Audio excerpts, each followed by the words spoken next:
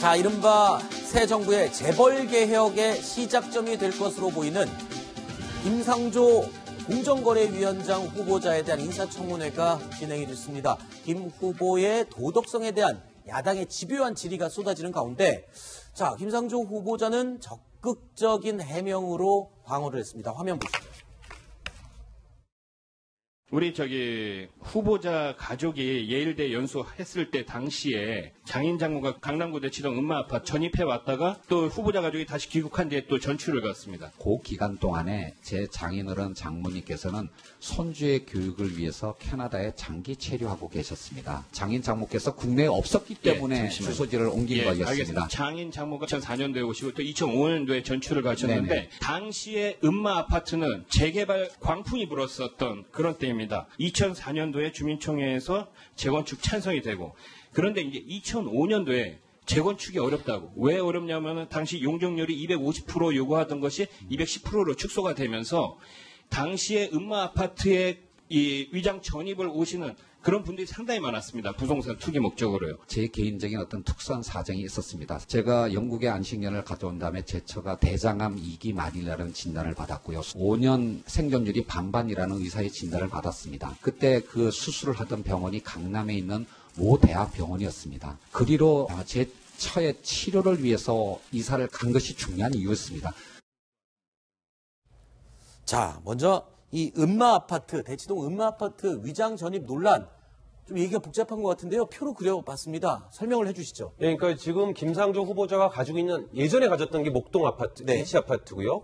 그리고 대치동 음마아파트에 전세를 살고 있었습니다. 그러다 네. 지금 이제 청담동의 다른 아파트에 살고 있는데요. 네. 전세를 얻은 시점이 1999년 2월에 아들이 중학교 입학을 바로 앞두고 네. 2월이지 않습니까? 그때 이제 대치동으로 음마아파트로 주소를 이전을 하고요. 가족이 네. 다 같이 갑니다. 거기서 이제 위장 전입 논란이 일기 시작한 거죠? 일기 시작했는데요. 근데 네. 실제로 살았다는 것이 관리비 납부 내역을 밝혀줬고요. 네. 그 다음에 이제 2004년 8월이 문제가 됐습니다. 이때 주소를 다시 목동 아파트로 옮깁니다. 네. 근데 이때 당시에 장인 장모님이 저 집에 살고 있었던 걸로 알고 있었는데 네. 왜 도대체 목동 아파트로 주소를 옮기느냐. 네. 연수 가면서 이제 옮겨놓은 거거든요. 그래서 네. 그런 의혹이 있었는데 아까 오늘 얘기했지만 그때 당시에 장인 장모님도 캐나다로 갔기 때문에 저기는 아무도 안 살아서 목동에 내 소유였던 아파트 우편물을 수령하기 위해서 받았다는 거고요. 네. 그리고 2005년 2월에 연수가 끝나고 한국으로 다시 돌아올 때 H아파트, 음마아파트로 다시 들어갑니다. 네. 근데 그때 이제 시기가 또 2005년 2월 달에 들어와서 2005년 말에 아들이 고등학교를 강남의 파락군 음마아파트가 있는 주변 학교로 진학을 하거든요. 그러니까 2005년 2월에 들어온 직후부터 한 1년 동안 음마아파트에 살면서 강남에 있는 고등학교에 배정을 받았기 때문에 혹시 이게 위장 전입 아니었느냐라고 했는데 네. 오늘 청문회 자료에서 장인 장모님하고 관계없이 거기 살았고 관리비를 계속 냈었다라고 설명을 했죠. 거기다 특히 부인이 뇌장암 수술을 받아서 그 근처에 있는 병원에 통원 치료를 받았었기 때문에 음마아파트로 다시 들어간 거다라고 했고요. 2006년 1월 달에 그 인근의 청담동에 있는 또 다른 아파트로 이제 목동 아파트를 팔고 집을 사서 들어가게 됩니다. 네, 그러니까 지금까지 집을 본인 소유로 갖고 있었던 집은 목동의 아파트 한 채와 그 이후에 마지막에 매매한 청담동의 아파트, 요 두 개가 지금 후보자의 소유했던 주택입니다. 그런데 궁금한 거 하나 있습니다. 그 음마 아파트 위장 전입 의혹에 대해서 후보자가 아내의 대장암 치료를 위해서 머물렀던 전셋집이었다라고 하니까 김성원 의원이요, 이렇게 또 따져 물었습니다. 그때 당시는 부동산 투기 광풍이 그 동네에 불 때 아니었냐라고 문제 제기를 했는데, 잠시만요. 음아파트는 전세로 있었잖아요. 그렇죠. 근데 전세로 있는 사람에게 투기 의혹을 적용할 수 있나요? 그 부분은 좀 잘못된 것 같아요. 그렇죠. 그 재건축이라는 건데, 네. 자, 본래 이 아파트를 허물고 새로 지으면 재건축인데, 재건축에서 어떤 새 아파트를 분양받을 수 있는 자격은 그 아파트 소유자만이거든요. 그 아파트를 나중에 샀거나. 근데 지금 후보자는 그 아파트의 전세이기 때문에 어떤 그 재건축에 의해서 아파트를 다시 분양받을 수 있는 자격이 없습니다. 네. 이 때문에 그걸로 인해서 부동산 투기를 하기 위해서 하겠다. 네. 그거는 좀 잘못된 것 같고, 제가 보기에는 아들을 그 파락군에 입학시키기 위해서 네. 그렇게 간 게 아닌가. 네. 그런 생각이 드네요. 알겠습니다. 그런데 먼저 이 처음 소유했던 목동의 아파트와 관련해서는 이미 지난주에, 이번 주 초에 다운 계약서 의혹이 나왔었습니다. 이에 대해서는 후보자가 어떤 해명과 설명을 했는지 들어보시죠. 후보자는 1999년 3월 있는 목동 아파트 36평을 구매했습니다. 1억 7,550만 원 주고 산 것이 맞습니까? 예, 맞습니다. 구청에는 5천만 원에 구매했다고 다운 계약서를 제출했는데 맞습니까? 제가 그 계약서를, 다운 계약서를 제출하지는 않았습니다. 그 계약서는 공인중개사와 법무사에게 처리를 맡기는 것이 그 당시 관행이었다라고 알고 있습니다. 그럼 누가 제출한 겁니까? 말이 안 되지 않습니까? 저도 사실 이번에 청문 준비를 하는 과정에서 5천만 원으로 신고되어 있다는 사실은 확인을 했습니다. 제 책임하에 제출했느냐라고 물으신다면 그렇게 그거에 대해서 맞다라고 대답하기는 좀 곤란한 사정이었다라는 게 누가 세금을 냈습니까? 제가 냈습니다. 5천만 원에 대한 세금을 내신 겁니까? 아니면 1억 7천여만 원에 대해서 신고는 그렇게 하셔요. 계약서 세금. 거기에 따른 세금을 내셨습니까? 그 5천만 원에 대해서 취득세를 낸 것이 맞고요. 다르지만 그 당시에 거래 관행이었던 걸로 알고 있습니다. 자, 지금 이 얘기는 조금 따져 물어봐야 될 게요. 5천만 원에 대한 세금을 냈었고 그건 당시에 관행이었다라고 마지막에 얘기를 했지만 또 앞부분에 그렇게 얘기했습니다. 5천만 원에 대한 세금을 낸 것에 대해서는 이번에 청문회 자료를 준비하면서 알았다. 뭐가 지금 앞뒤가 좀 안 맞지 않나요? 네, 그러니까 5천만 원에 대해서 당시에 5천만 원으로 이제 그렇게 세금 처리를 했다라는 부분에 대해서는 김상조 후보가 알고 있었다라고 일단 보여지고요. 그렇죠. 또 한 가지 또 이 부분에서 대해서 꼭 좀 짚고 넘어가야 될 부분이 뭐냐면 관행이라고 하는데 그것을 갖다가 그 당시에 공인중개사나 법무사가 그걸 다 일임하는 게 아닙니다. 네. 당시에도 이거 진짜 다운 계약서를 할까요, 말까요를 갖다가 매매 결정하는 거죠. 그 매매자한테 물어보고 네. 그 사람의 그 의견에 따라서 그렇게 해주는 거거든요. 그래서 네. 다운 계약서를 완전히 공인중개사가 다 일임했다 이것은 말이 안 되는 거고요. 네. 지금 이렇게 되면요, 그 다운 계약서 쓰는 게 관행이고 세금 적게 낸 것도 관행이다 이러면 재벌이 이렇게 상속 같은 거 이렇게 편법으로 하는 것도 그거 다 관행이잖아요. 네. 예. 그러면 이제 공정거래위원장으로서 어떻게 이제 그 부분을 다룰 건지 좀 그런 문제점이 있습니다. 지금 저 허만섭 차장님 말씀이 맞는 게요. 저도 비슷한 경험을 했는데 네. 법무사가 그 당시에는 이게 기준 시가입니까? 네. 아파트 실제 거래가가 기준 시가로 하는 게 관행은 맞습니다. 그렇죠. 그런데 이것도 사실은 관행이지만 합법적인 건 아니거든요. 네. 그래서 법무사도 나중에 공인중개사 책임을 질 일이 있기 때문에 네. 그 당사자한테 꼭 묻습니다. 네. 이거 기준 시가대로 해드릴까요? 기준 시가가 아마 5천만 원이었을 겁니다. 네. 아니면 그냥 그 가격대로 실거래가냐? 실거래가 할까요? 근데 누가 그 손해보는 걸 세금 많이를 좋아한다고 좀 더 쓰니까 적은 걸로 그 당시는 그리고 하려고. 그게 좀 받아들여졌거든요. 네. 세무서에서. 네. 그래서 아마 5천만 원을 신고하라고 승인했을 거고 네. 승낙했을 겁니다. 그런데 지금 김상조 후보자 말이 네. 그래 저는 의문을 갖는 게 지금 알았다는 거는 조금 납득이 가지 않습니다. 네.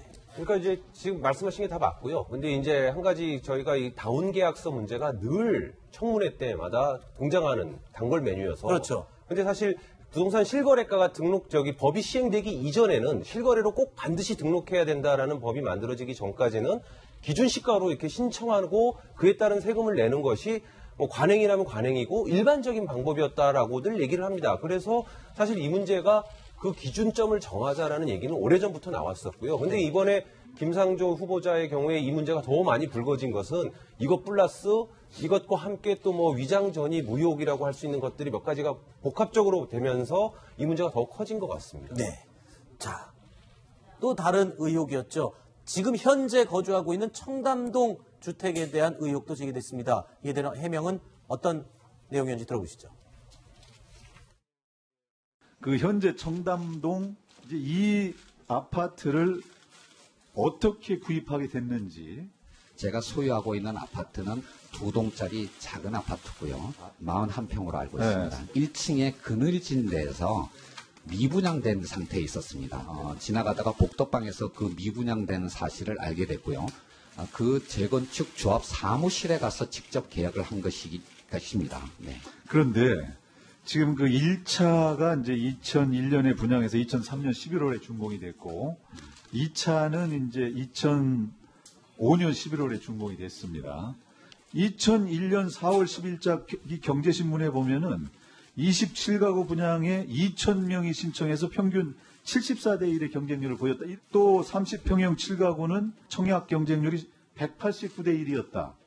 또 2001년 5월자 일간지에도 1차 단지의 분양권에 3천만 원 정도의 웃돈이 붙었다. 지금 후보자께서 2006년 1월 달에 여기에 입주하셨죠? 네, 그렇습니다. 2006년 10월 달에 국토부 실거래가가 9억에 이렇게 거래됐습니다. 후보자께서는 6억에 샀다고 지금 신고를 했죠. 그러면 이렇게 좋은 환경의 아파트가 어떻게 미분양으로 남아 있었는지 이게 쉽게 상식적으로는 이해가 안 가거든요. 제가 특별하게 뭐 거기 재건축 조합에 아는 분이 있는 것도 아니고 다른 일도 아니고요. 글쎄요. 지금 경쟁률이 189대 1, 뭐 78대 1 하는 그런 아파트인데 거기에 미분양이 있어서 그거를 계약을 해서 시세보다 한 3억 원가량 싸게 샀다. 제가요. 네. 제가 재건축 조합 임시 조합장을 해봐가지고 이거. 아, 그러세요? 예, 예.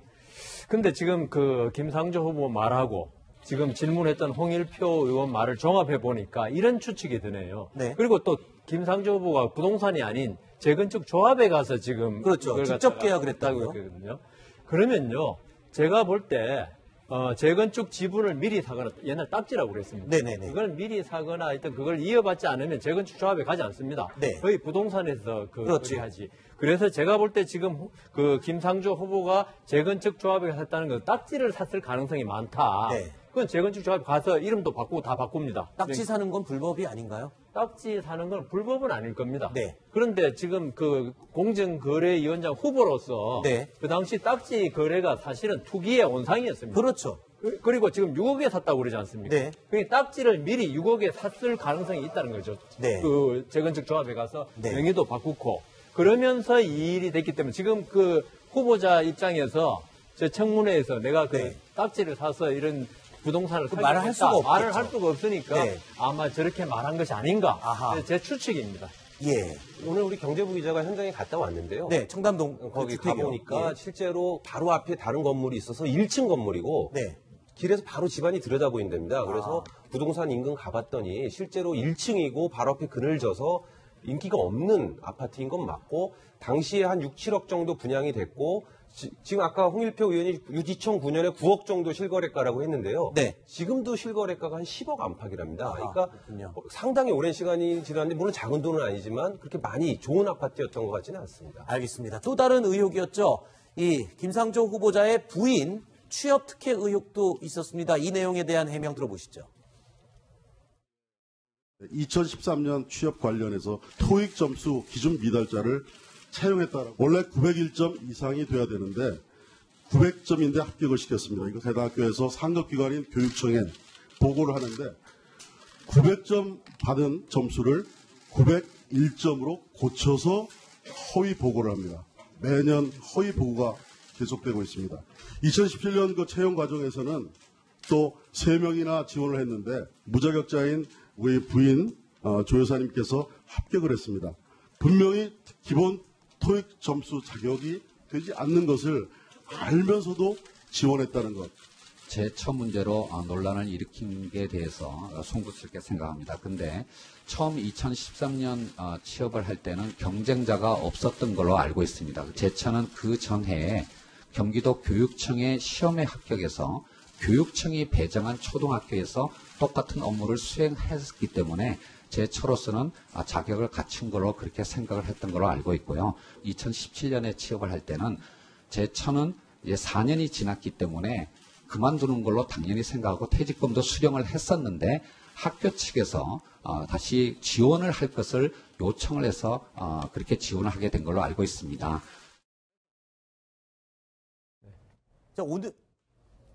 자, 오늘 청문회에서요.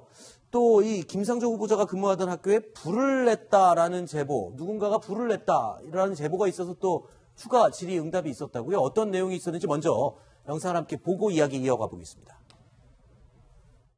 2011년 2월 4일 한성대 연구관 4층에서 화재가 발생했습니다. 학교 측에 약 600만 원의 피해를 입힌 것으로 소방서에 보고가 돼 있는데 그때 화재 신고자가 1차로 김상조 교수였습니다. 학교 내부의 조사에 의하면 이것은 김상조 교수가 담배불을 재떨이에 잘못 처리해서 화재가 난 것으로 파악됐고 제보의 상당 부분은 맞고 일부는 또 틀리는 것 같습니다. 분명히 2011년 2월 4일 날 저희 학교에 흔히 말하는 연구가 4층 복도에서 불이 났었습니다. 경찰서와 소방서에서 조사 결과 사고 원인 불명으로 불기소를 받은 사건입니다. 그 이후에 저희 학교 피해는 한 640만 원 정도 됐고요. 그 이후에 김상조 교수가 그에 해당하는 50% 발전기금 300만 원으로 기부한 것으로 그렇게 서류에는 돼 있습니다.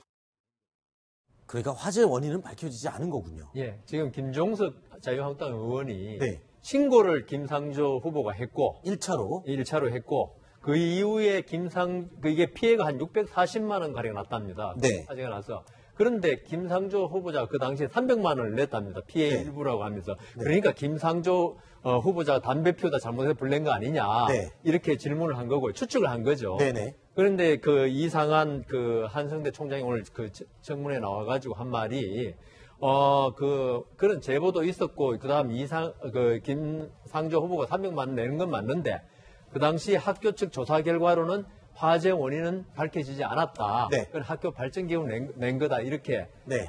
넘어갔습니다. 알겠습니다.